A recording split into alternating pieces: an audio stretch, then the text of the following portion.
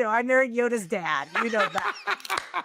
Very wise. He is. He had Yoda talk backwards so that kids would actually listen because he said if he spoke normally, it would sound too preachy. So the kids have to unscramble the words, so they have to listen really hard. Truly wonderful the mind of a child is. That was his idea from the beginning. That's Genius, right? Hey everyone, Craig Melvin here. Welcome to my basement bar, and welcome to Glass Half Full. This is where we talk to folks that you know about the milestones and the moments that shape who they are, professionally and personally. And today, our guest is Mellody Hobson, who is, of course, one of the most respected voices in business and finance. She also happens to be married to a fellow named George Lucas, for all you Star Wars geeks. And Mellody and I had a really interesting conversation about the aforementioned Star Wars, a little nugget about why Yoda talks the way Yoda does.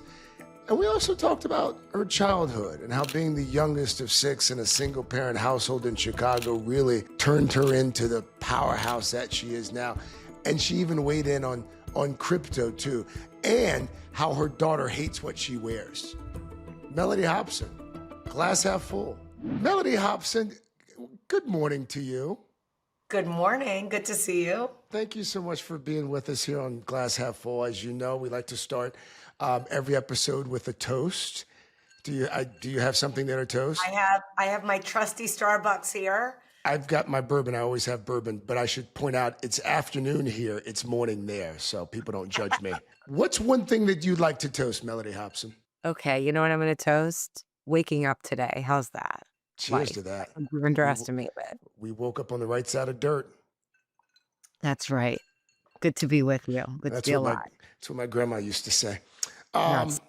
You know, one of the things that we like to do here on this particular podcast is we like to start with the moments that define us.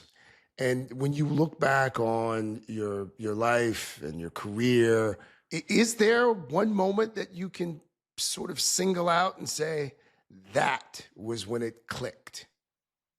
There were a few. There are a few. The one that I think about that immediately comes to mind, it's a story. I'll make it quick.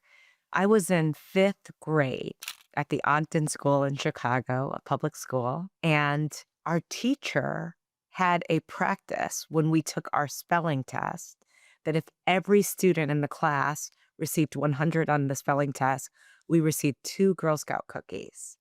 But if one person missed one word, no one got anything. And in my school, all grades were read out loud. So everyone Wow. knew what your grade was. You would give your paper to your neighbor, they would grade it, and then the teacher would call out your name, and your neighbor would give your grade verbally. We got to Hobson, and my friend sitting next to me who was grading my paper, Amy Joyce, said 90%. And I nearly fell out of my chair. The whole class is glaring at me. They're so upset. I'm going to be the reason there are no Girl Scout cookies. The teacher looks at me and she says, you should hope someone else misses so it's not just you. I wait till we get to the last person. We get to Y. It's just me. And I think to myself, this is horrible. I'm literally sweating. I'm so upset.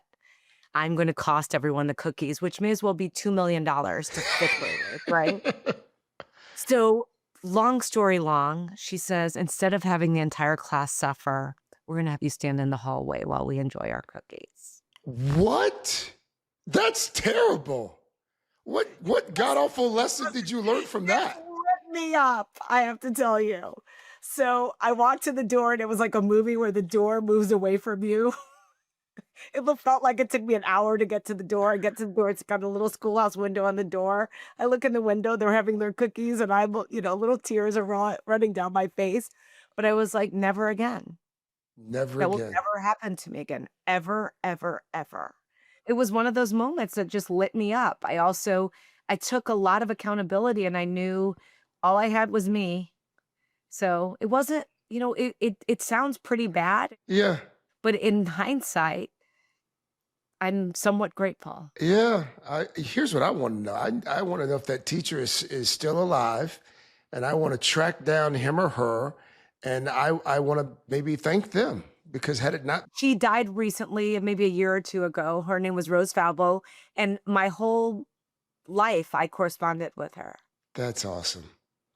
You're the youngest of six, single mom, Chicago, and from what I've read, it wasn't always beer and Skittles for Mellody Hobson. There were some rough days. My mom was someone who tried really hard. She worked really hard. She made decisions that weren't always the right decisions. So I used to tell people I was the child where my mom bought Easter dresses instead of paying the light bill. And so we would have no lights, but we'd look good at church. And all of that really created this need for me to understand money, which is why I don't think there's any accident that I work in the investment business. And so there were times in my childhood that were, we would get evicted, our phone would get disconnected, our cars would be repossessed, our lights would be turned off. We had our things sat in the street a couple of times. And that just left a deep impression on me of feeling very, very insecure about just the basics of life. And again, it led me to seek to need to control that for myself and to find a better way. So I was laser focused on school because I saw that as being my option. I joke with people, I wasn't an athlete on the court, but I became a corporate athlete. That's where in school and in business, I'm it's the same kind of training.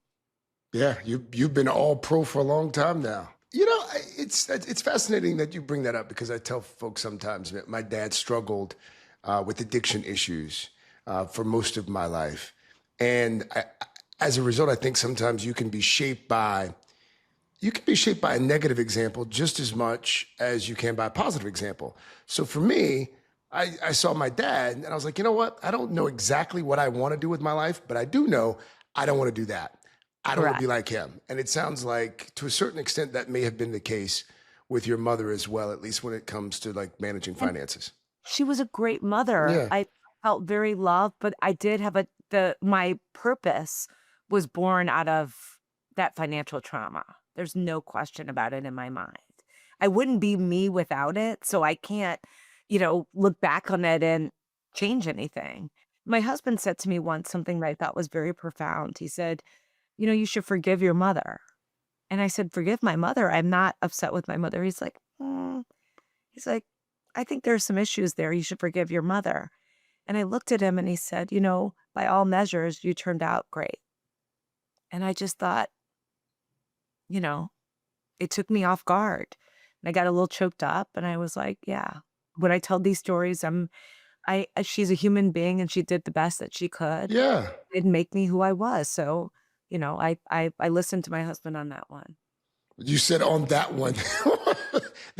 That implies there have been others where No, I married Yoda's dad. You know that. Very wise. He is. There are a lot of great learnings that come from George. And at the same time, he knows that I say this. He's your crazy uncle. He's both. He's a yeah. genius who's a crazy uncle too. That's usually how it happens. The kids sort of go hand in hand. Very wise he is. Can I tell you one thing about the very wise he is, or just the words being scrambled? Please He had do. Yoda talk backwards so that kids would actually listen. Because he said if he spoke normally, it would sound too preachy. So the kids have to unscramble the words, so they have to listen really hard. Was that And his idea? That was his idea from the beginning. genius, right? That is. Yeah, That it was on. is. He said, have Yoda say the things he says and put it in a normal sentence structure. He's like, your eyes would roll. But when we scrambled it, a child will say, like, what is he saying? And they lean in and they have to unscramble it in their brain. And he said, and they listen. Wow. That's next level. I did not know that. Did not know that. Never knew Yeah. that. How did you meet George? How did you and George Lucas meet? We met at a conference. So tell me about this conference. Were you at a Star Wars convention? A Star Wars conference? No. No? No, not at all. We were at a conference in Aspen, a business conference that has lots of different people that come together. I was on the board of DreamWorks and I just went up to him and started talking to him because I've been on the board of DreamWorks and he was him. the first year, and then the second year he said, "Oh, I'm going to Chicago to give a speech." And I lived in Chicago, and, he said, "Well, maybe you could grab a dinner or something," and literally, I was filler, like, it was something to do, like, there was no other reason, and, it just sorta took off from there, but for a long time, I didn't tell anyone that we were going out. I only referred to him by his initials, I still do, and it was, it turned into 7 years of dating, and then we got married 12 years ago. 7 years. Yeah. We were gonna get married. I mean, I had a good life, but we had a child, and so that became a different story. Yeah, It's all great. I'm very fortunate that it all worked out the way it has. it has. It's worked out, to say the least. I want to go back to the gap between that terrible spelling story and the Girl Scout cookies to Princeton and the in between there. Talk to me a little bit about your childhood and how you wound up at Princeton. I told you I was very determined. I asked my friends this, and I don't know if you've ever felt this way, but I always ask my friends, "How old were you when you knew you were a mutant?"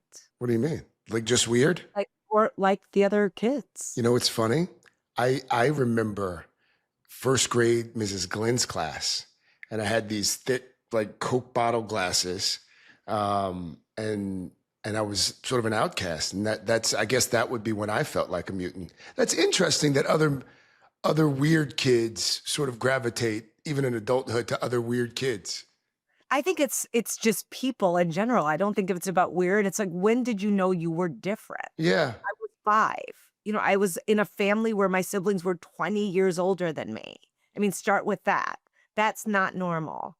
I have nieces that are one is 2 years older than me, one is 1 year younger. So they're like siblings. My siblings' children are more in my generation. And then I had these ideas that no one in my family knows where they came from. So when I was a little girl, I used to say to my mom, "I'm going to Yale."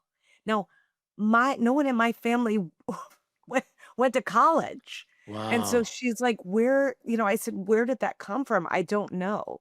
And I had this idea of Ivy League schools and all sorts of things that there was no history of that in my family or any kind of conversation about it.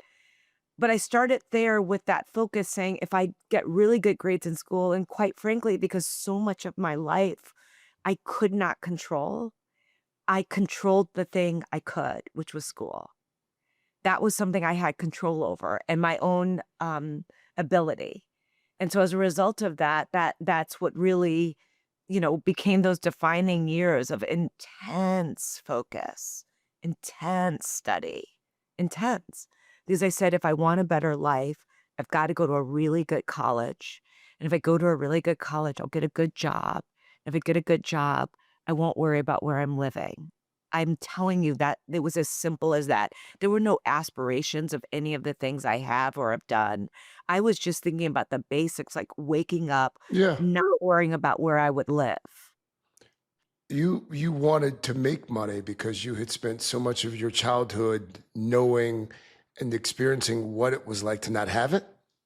There's a very famous money manager who, in a job interview, he would ask people. His name was Bill Gross, and he ran a fund. He ran PIMCO, which was a big bond manager. And I read a story about him, and he said that in every job interview, he said, "What is important to you?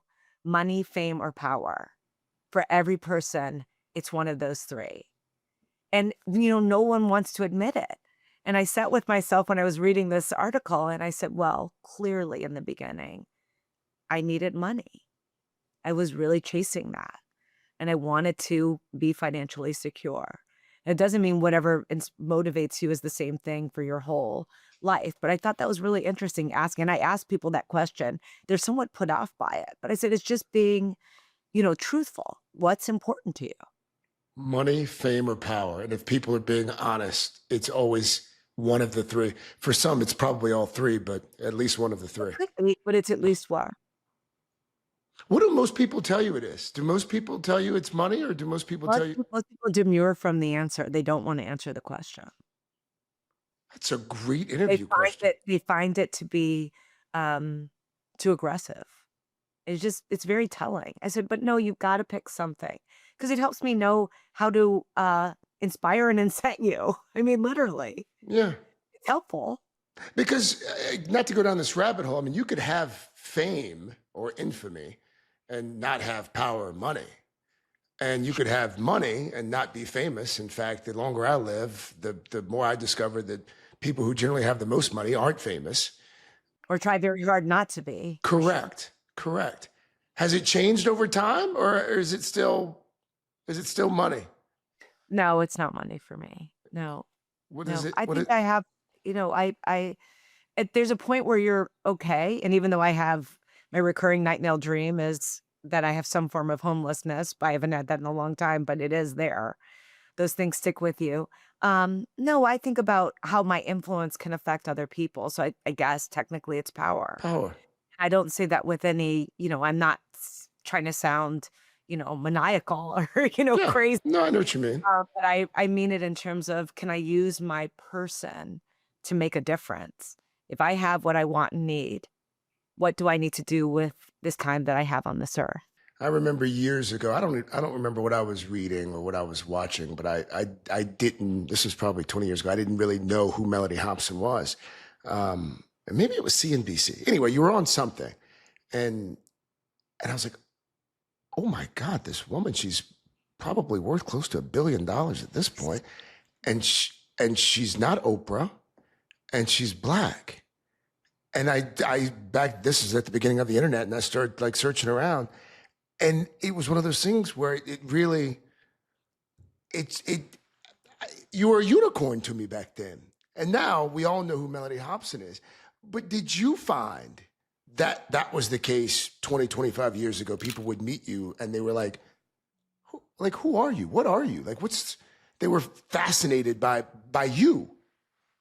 So this is what I'll tell you. First of all, your number is not right, but I think because we spend billions of dollars at Ariel, people assume it's my money. It's Right. not. We manage client money, and we manage billions of dollars for other people, and that has been the case for a lot of my career. So that's the first thing. The second thing I will tell you is that yes, there's a moment. I see it. I always joke with people. I meet people that I for years and years who didn't know me, didn't know anything about me, and I could literally look at them and watch a light bulb go on. Or first you're underestimated and dismissed, and then all of a sudden the light bulb goes on and you can see it in their face. Like their face wakes up to, huh. And I did have one CEO once say to me, "Who are you?" I Yeah. was working a deal and we were negotiating against each other. And I think he thought I would just be like a piece of cake. And it was just a very, very funny story about how that exchange went back and forth. But I don't, I think I'd like to exceed expectations. And so any way that I can do that, if people, have lower expectations or don't know what to expect from me, hopefully they are pleasantly surprised. The other thing I find is sometimes people will say, which it's just so fascinating to me that you're nicer than I thought you would be. And I'm What does always that like, mean? why wouldn't I be nice? Yeah, they You people know say that. why? Because I also find sometimes that I do think a lot of folks assume that anyone who's achieved a reasonable modicum of status or wealth or fame or what, that you're kind of a jackass. But they don't think that. I think because you're on television, they know, like, your personality is so affable. Do you get that? I wonder if it's because of finance. They think you're just not going to it's all going to be math and no brain, no heart. Well, yes, I think you did sort of say the quiet part out loud. Yes, I think they just assume if you've made a few bucks that you clearly can't be nice. When we know two things can be true. You mentioned that moment when you were underestimated. Is there a moment, Mellody, where you thought, you know what? I've done this, but I don't know if I can keep going. I don't, the bottom may fall out, or I made this mistake. Is there a moment where you did second guess yourself professionally? A lot. Yeah. Even now? Yeah. I talk to myself in my head. Things feel very hard at times. I have friends in my head who keep me going when I feel very weary. And, one of my closest friends in life is Lewis Hamilton. And I Mm. always joke with Lewis that he lives in my head as a way of everything from like you wake up in the morning, you kind of don't want to go to the gym. And I'm like, Lewis would go. I'm on the treadmill. I'm like, Lewis would work harder. It's like, it's a little bit, Lewis would never give up. Lewis would never give up. And so times when I do feel I don't want to keep going, I have to think beyond myself. I really do ask myself not to be selfish. I'm working for other reasons now. I'm pushing for other reasons. And so um, I do try to hold myself accountable, but at the same time, and Lewis has taught me this, he says, Mellody, you must be kind to yourself, be gentle with yourself. And so that is something that, you have those weary moments. And the first thing I do in those weary moments is chastise myself. Yeah. You can do better. That's where my head goes. Don't be a wimp. When I really sometimes it's like, yes, this is very hard. And any person doing anything, Yeah. there are moments where you feel, as I suggested, weary or that you can't do it. And that's when you're actually onto something. It's the things that are really, really hard that are worth, those moments of that marshaling that strength. Lewis Hamilton, by the way, undeniably one of the greatest athletes of our time. And I'm still not convinced he always gets his due, but that's a separate podcast. All time. He's a dope. Let's talk about the moment of motherhood for Mellody and how that has shaped you and changed you. Well, I have a child that holds me accountable. George told me this when we had Everest. He said, Mellody, with a child, there is no highway. He said, you live in a world where it's my way or the highway. You can put anyone on the highway, including a spouse. You have people who work for you. He's like, it's my way or the highway. That is but there's true. no highway with a child. That And he is said, true. He's like, and that is going to be your learning. And so she's formidable. How could she not be? I mean, that's, in a totally different way. And how so? How's she different? She's an observer. She will take in a lot of information. She's not chatty with others. She's very, very reticent when she meets people. She doesn't just let you in. I'm friendly to everyone. And she's reserved, very, not almost, she's reserved. She's not going to just let you in. And so she's discerning. And I really appreciate that about her. And then with me, she's just, again, she holds me accountable. When I'm talking to her, she's like, you've stopped paying attention to me. How old is she now? She's 12, so she can see when my mind leaves the conversation, which I'm like, again, like, stay focused, I'm trying so hard. And she's like, you've stopped paying attention to me. And she will call me out on it. She doesn't like the phone, hates the phone. Hates it. You know what's interesting? Our kid, I've got an 11-year-old and an 8.5-year-old. They're the same way. And like, if we're on it by the way, if we're having a conversation and then something distracts us and we pick up the phone, they're like, and I'm like, oh my God, you're right. I do wonder if that's a pendulum that's starting to swing back. I wonder if, fortunately, maybe now we're rearing a generation of children who have seen the evils of these god-awful devices, and they're taking mommy and daddy away from me. Yes, absolutely. That's how she sees it. She hates the phone. So I have to put the phone in the trunk, I'm not driving in that situation. I have to leave it somewhere during dinner. Like, do not bring the phone. Finish the call before I walk in the door because I know how much it's going to bother her. Respect. She hates the phone. I respect that. So I don't think I have to worry about the phone with her like, maybe other parents do. We've got a few minutes left. I want to get to some of my curiosities. The producers call this Craig's Curiosities, but these are actually things that I've always been curious about with you. And these are quick answers. Most common questions people ask Mellody Hobson about money when they meet you for the first time. How to make more. And what do you tell them? Invest with me? No. That real money is made over time. It takes time. They have to be patient. Think long term. Have a plan and stick with it. What are the most common money mistakes that people make? Investing in fads. Crypto? Yes, You consider that a fad? I do. What are some other fads? I mean, I've lived through so many of them. There was the dot bomb, the dot com, that was Freudian slip, dot com bubble that burst. I mean, there have been a host of these things along the way that have come and gone. Hot stocks, meme stocks, all sorts of things where people think somehow they're going to make a fortune. Day trading. Um, People are betting their mortgage, thinking they can make money in a month. It just doesn't work like that. I have often thought, sometimes you'll see these people who are on like Instagram or TikTok giving investment advice. And I have thought, if you were really so good at investment advice, would you be TikToking? But I think sometimes I'm in the minority when it comes to things like that. What's the one piece of advice that you would give a Gen Zer right now when it comes to their finances? It doesn't matter how much, just get started. A little goes a long way over decades. Compounding is a magnificent thing. Warren Buffett calls compound interest the eighth wonder of the world. It can work for you or work against you. Working for you in terms of money growing through investments is powerful when you are young. You can ride out all the ups and downs, and over the long term, you're going to do extremely well.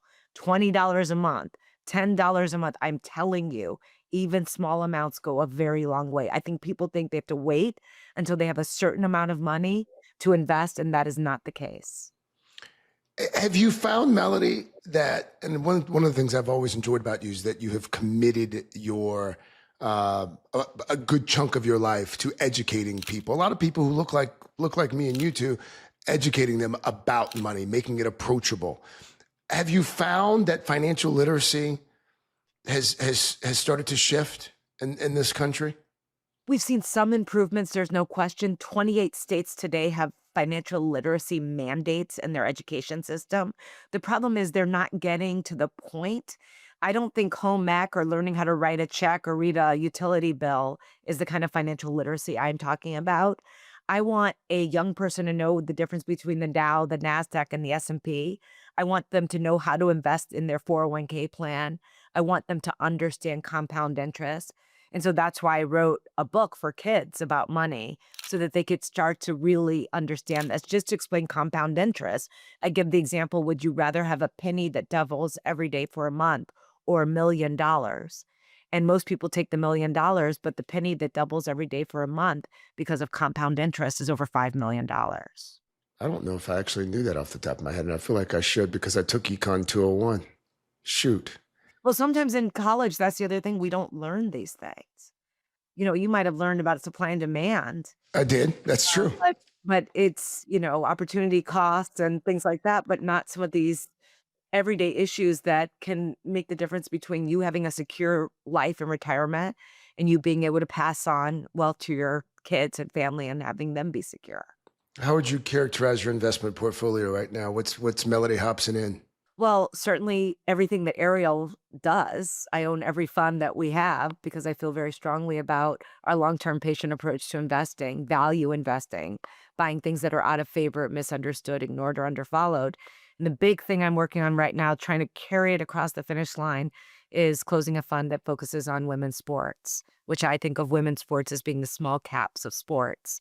And I think we're at a once-in-a-generation inflection point in sports. I think you're right. Really quickly before I let you go, moments that you would redo when you look back on all of it. Is there a moment or two that you would say, you know what, I'd like to take another swing at that? Yeah, I think they're all around people and situations where I could have been a better person. And I know it when I'm doing it. It's like I so know it. I'm like, why did you have to say that? Why'd you have to do that? Sometimes in the under the guise of being direct, I was harsh. And I regret that. Is there a specific instance or is that? I mean, I wouldn't name names or Sure. Sure. I mean, you in your career, there are times when you look back. I think I'm a different leader today than I was early in my career when I didn't know what I was doing. How so? I think I have more wisdom. Knowledge is not wisdom. Just because you know stuff doesn't mean you're wise. Do you think that one becomes wise simply by spending more years on this earth, or do you have to actively pursue the I would wisdom? hope that would happen, but everyone doesn't. George is naturally wise. I told you that. That's one of the things I most appreciate about him. It's overflowing. Pearls just fall out of his mouth because he thinks like that. But I've met a lot of people who are older and not that wise. So no, I don't think it's a necessary outcome. We are hopeful that over time, wisdom builds. And life experience hopefully knocks us around a bit that would make us wiser people, but everyone doesn't get the lesson. No, you're Another right. thing, I would have probably had more children. Really? I yeah, I'm annoyed with myself. I Well, I should mean, have had more. you're We had still a son. young. I'm 56. My daughter It's the told me new the other day. 36. It's the new She said I was 36. older than death. Who That's said what she that? told my daughter. She's tough. She's I tough. told you, older than death. That's That's, what she but said. by the way, I've got a son and I've got a daughter. I find that my daughter, like, she'll say mean things sometimes just to get under my skin. Like, she knows, even at 8.5, like, she knows she's being mean. And my son would spare my feelings. Yeah, because girls are like that. Girls are tough. I mean, I get a full response to every outfit I wear when I come downstairs in the morning. My daughter looks at me and she's like, so unfortunate. No. She doesn't. Today, she was mortified by my suit. She was like, you look like a professor in a really bad way. I just said when you sat down, I was like, that's a beautiful sport Oh, coat. no. She doesn't like it. No flourishes, no bedazzling, not her. She wants it simple. But, again, it's all, I would have had more children. I should have had more of them. I love children. I love babies. I love all of that. Love it. Not bothered at all by a crying baby, by a diaper, nothing. Love it. And I'm annoyed with myself that I only had one child, but I only saw one hand. In my visual, I only saw myself holding one hand. Okay, that's insightful. Are you, Melody, would you consider yourself a half glass full or half glass empty person? Full, very much so. I've always been an optimist. And so that's a big part of who I am. Is there a moment that Mellody Hobson is still chasing? Oh, many. Many. Yes. Oh, I Many. love this.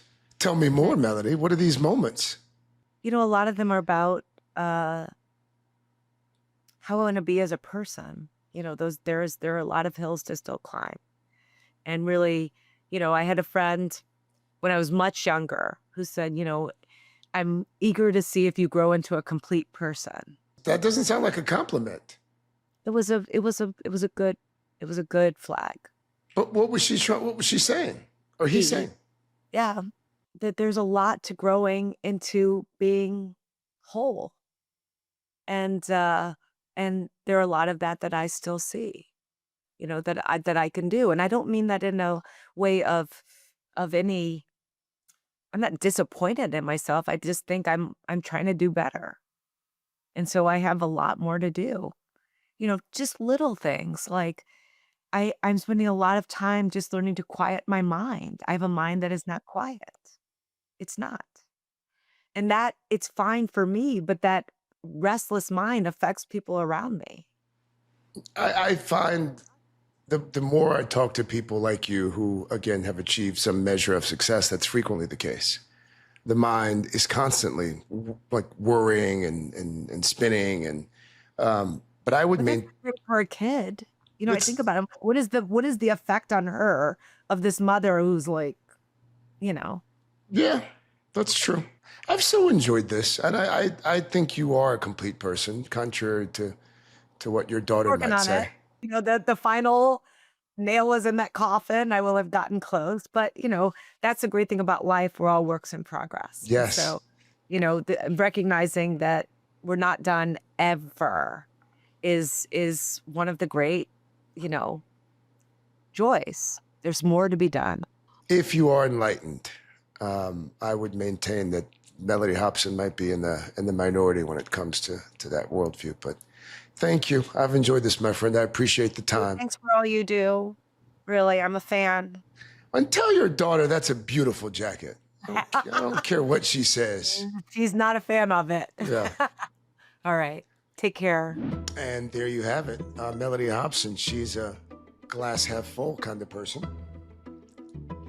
I hope you enjoyed that as much as I did. You thought you knew Mellody Hobson, didn't you? Ha! Turns out you're wrong. It was interesting to hear, first of all, the fact that she dated George Lucas for 7 years before they got married. But also when someone is open enough to admit that there are things that they would redo. And hearing her say that she wishes that she'd had more kids. That's something that a lot of folks can relate to. I hope my wife's not listening because I'm not one of those folks. That wasn't me saying that I wish I had more children. I'm happy with the 2 that I have. I digress. This is the part of the podcast where the corporate overlords encourage me to have you share, subscribe, and like this episode if you want us to continue doing this. This has been fun. I hope you enjoyed this edition of Glass Half Full. Cheers to next time.